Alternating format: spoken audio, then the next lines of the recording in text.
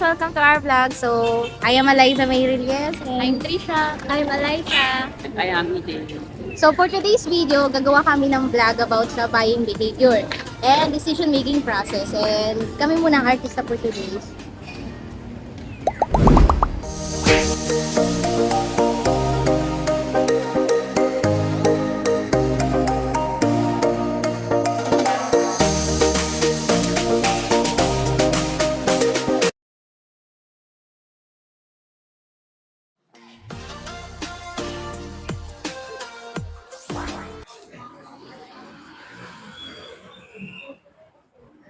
Hi, good afternoon, sir. How can I assist you today? Good afternoon. Naghahanap ako ng bagong laptop pero hindi ko pa alam kung ano ba ang laptop ang pwede kong. Ano po bang klaseng laptop? I mean, ano po bang mga factors ang kailangan ninyo sa isang laptop? Pang school po ba? Pang work? Or pang play lang po? Ano siya, pang work, kailangan kasi. And then, may din ako maglaro. Kaya, mas maganda sana kung may aspect siya ng sa mga graphics, ganyan. And, may din, tawag nito, marami rin akong travel sa work ko. So, kailangan ko ng madaling daladalahin. Madali siyang daladalahin. Tapos, Or portable, sir? portable. Yan. Meron po kasi kami ditong Asus, HP, tsaka Asus din po. Ito po yung pinakang mura namin, sumunod po ito, tsaka po itong Asus. Ito pong Asus, maliit, since maliit po siya, kagaya rin po nung isang nandito, portable po siya, madali po siya daladalahin pagdating po sa pag-travel ninyo. Ayan po. Tapos, pwede rin po kayo dito yung mag-AutoCAD nga po kayo. And then, also, mag-play rin po kayo kasi may libre po kayo mag-play. Tapos, makakatulong din po to sa work niyo. Ano, sir? Nakapili ka na po kung ano gusto niyo laptop? Ang ganda naman siya. Okay, kaso hindi pa ako 100% sure. So, pag-iisipan ko muna, no? Babalik na lang ako. I respect po, sir. And pag may iba pa po kayong question, pwede naman po kayong bumalik dito. Ayun po. Thank you, sir. Have a Thank great you. day. You too. Nakakapagod naman mag-shopping. Nakapagod nga mag-work. Parang deserve natin mag-coffee. True. Ay, Tara. may kukwento ako sa'yo mamaya pagpasok natin. Sige.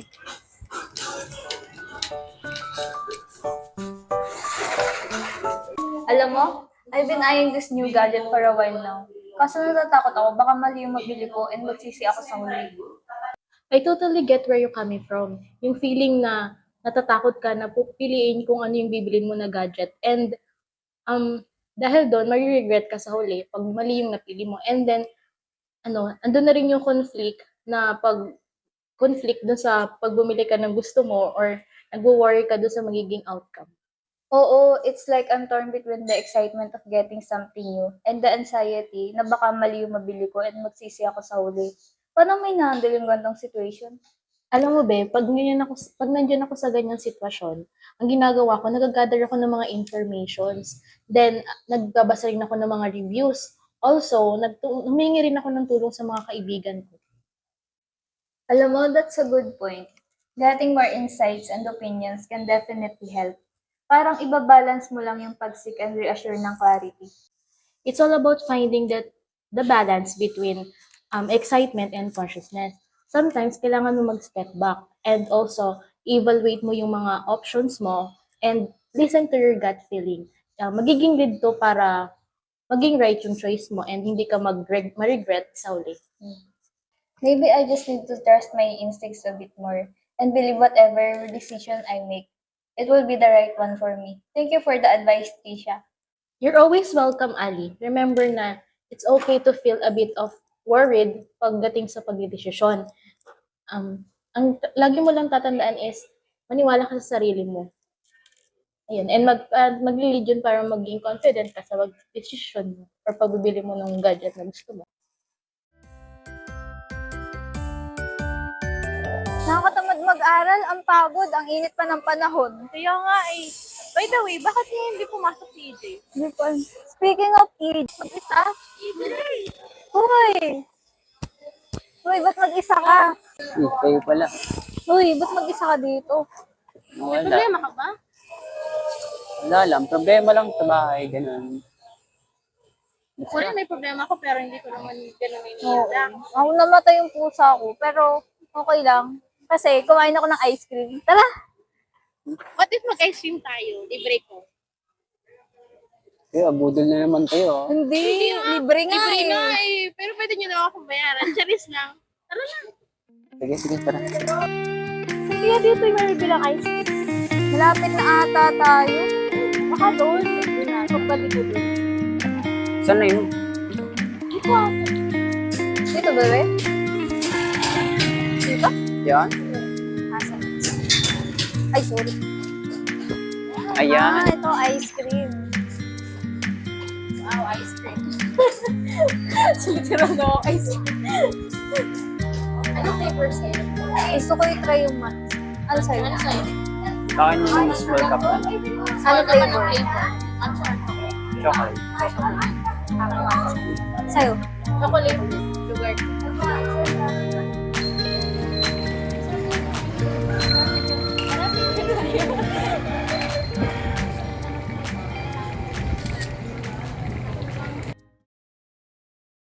Nagawa ng ice cream. Ice cream supremacy.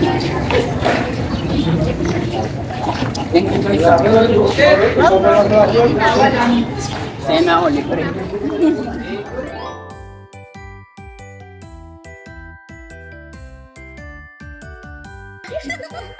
Uy, so ano, yung wala na ba yung akong product ngayon na ano, pang skincare? Ito na lang natitira sa akin talaga. Ano yan? Ano siya, moisturizer siya. Tapos good siya sa labi para hindi mag-dry. May ganyan din ako pero ginagamit ko Vaseline. Vaseline. Ay, meron ko sa bahay. Ano, chopstick siya. Chopstick? Di ba yun yung ano, yung pang gano'n ng pagkain? Hindi, sa labi yun. Sa labi. Moisturizer. Parinig ko rin lang yun. Tsaka yung maganda rin daw sa labi yung ano, yung Lucas Papaw ba yun? Oo. Kaso mahal yun eh. Ano yun? Gamit yun sa mga artista. Gamit Sorry, di ako Meron artista. ganun yung ano ko. Yung karoom ko sa dorm. Wow. Kaya nga ni. Sana all. Ako, wala na ako pang skincare ngayon. Ano ba yun? Bago tayo umuwi, samahan niyo ako bumili ng skincare. Alam niyo naman, kailangan nating magpaganda bago pumasok sa school. Baka may ma-recommend din kami na nagamit. Oo nga. Sige, let's go. Uy, bibili tayo bago tayo umuwi. Baka meron din kayong marerecommend sa akin. Uy, alam nyo ba? Mayroong bilihan ng skincare dyan sa baba daw ng Blue Building. Baka gusto nyo din pumili. Para may kasama naman ako. Tara, tingnan natin. Saan ba yun? Dito na ata yun. Oh, finally, natagpuan din natin. Sige. Ate, may Honest Glow pa po kayo na product po? Wala pa po tayong stock. Wala pa pong stock. Kaya naman tayong ibang items na pwedeng pagpilian. So, ano po kaya yung pwede po kayong gamitin ko ngayon na ano? Pang ano lang po, pang moisturize ng mukha. Mga aloe vera, kaso wala pa tayo rin stock. Wala. Mga rejuvenating ang mabenta dito. Okay po. Ano po yung ano, bestseller niyo po na rejuvenating set po? Sa mga mild, ito, Skin Expert, tapos merong Bright Skin, Skin Fantasy. Yan ang mga mabenta. Tapos sa mga medyo matatapang, Brilliant. So, gusto ko din po ma-achieve yung ganyang look po. Paano po yung secret? Iba kasi ang gamit ko eh. Sabon lang. Sabon lang. Kayo, be? Ayun, maganda. Setup yun. Ayan, setup yun. Ang mga, mga. Oo, maganda yun. Mga Nagamit mild ko yan lang sa gabi. siya. Ikaw, Yan ano? ang nagamit ko. Gumamit ako ng Rejuve na yan. Yung Perfect Skin. Perfect skin. Mga mild lang din.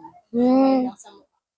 Siguro, yung pang, ano ka na lang, alternate dun sa aking, Honest Glow. Ito na lang po. Yung, po, perfect skin po. Perfect skin ang upset. Dito naman, tig 200. Tig 200. Mura lang siya. Mas mura siya dun sa inagamit ko. Ayan. Saan ba yung wallet ko? Ayan. O kayo, Dalawa. baka may gusto kayong bilhin, guys. Bili ka na rin. Ayan. Thank you po. Salamat po ulit. Thank you po. Hello, Trisha. Can we hang out tomorrow? Treat ko. Talaga? Wait, hanapin ko lang yung susi ko. Oh my gosh! What happened? My phone. Oh my gosh. What would I say to my parents? My phone is lagging. So exhausted this day.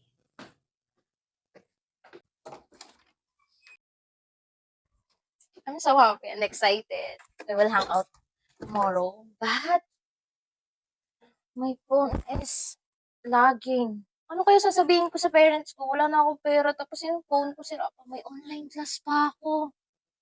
Ay, paano kaya to? What if magtingin kaya ako ng mga phones? Siguro medyo may mura naman doon, maganda. Pero gusto ko talaga ng iPhone. What if yung kay Trisha kaya? Ang ganda ng cellphone ni Trisha. I like it. Yung features niya. Wait, try ko mag-search. I'm so excited. Sana merong latest nila. Ano kayong update ngayon ng iPhone?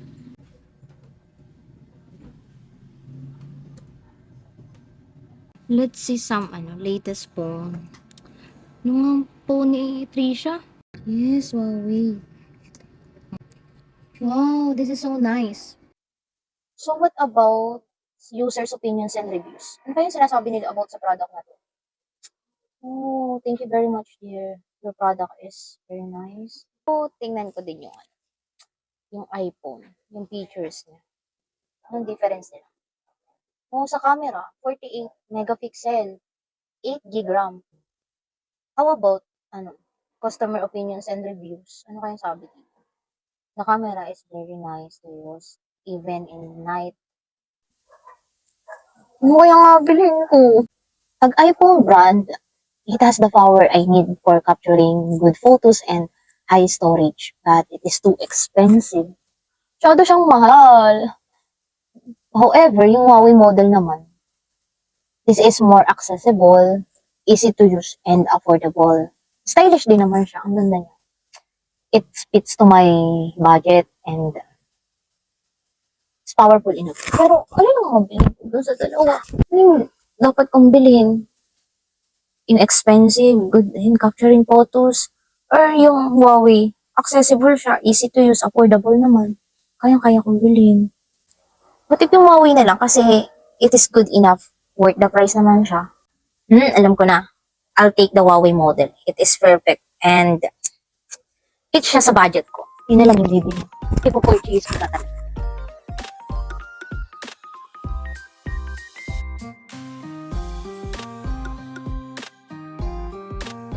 Wow, done check out. 24 hours later. I got my new phone. I'm so excited. Yes. Order. Uy, may free earpod power bank. May kulay pink for the pink. Wow. Picture. Oh, wait. How about? Uy, so cool. Ang ganda niya. Ang ganda niya. Ang liwanag. Sobrang clear. Ay, I made the best decision. Wala akong pinagsisisihan. Tamang decision ko na binili ko yung Huawei kaysa dun sa iPhone. Kasi worth it yung price na dun sa value nito. Ang ganda. Aray ko. Sabihin ko nga kay Trisha. Hi, Trisha. Babe, dumating na yung phone kong bago. Sobrang ganda niya. So, siya, talagang, totoo din yung sinabi mo na ang ganda niya gamitin sa pag-picture. Sobrang ganda ko dito. Nakakaganda pala to. Tapos, ang dami niya ding freebie. Sobrang worth it. Hindi ako nagsisisi sa decision ko na binili ko tong phone na to. Thank you ulit. Bye. See you tomorrow.